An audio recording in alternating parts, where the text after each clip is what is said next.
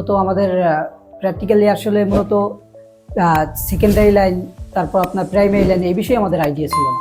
এইসব বিষয়ে আমাদের কোনো জানা ছিল না। আসলে মূলত প্রাইমারি লাইনে কত ভোল্টেজ থাকে, সেকেন্ডারি লাইনে কত ভোল্টেজ থাকে, এইসব ব্যাপারে কোনো আইডিয়া ছিল না।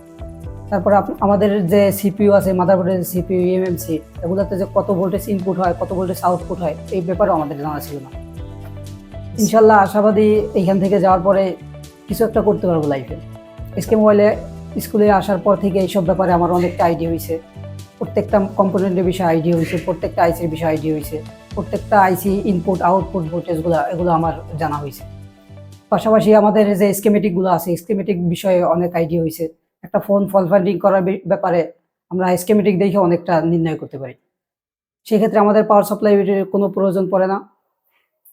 আমরা আই চার্জার প্লাস মাল্টিমিটার এগুলোর মাধ্যমে আমরা প্রত্যেকটা ফোনের রোগ নির্ণয় করতে পারি। সিপিইউর ব্যাপারে আগে মূলত একটা সিপিইউ কত হিট দিয়ে উঠায়, কত এয়ার থাকে, এই বিষয়ে কোনো আইডিয়া ছিল না। একটা র্যাম তোলার সময় কতটুকু হিট প্রয়োজন, কতটুকু এয়ার প্রয়োজন, এই বিষয়ে আমাদের আর আগে কোনো আইডিয়া ছিল না।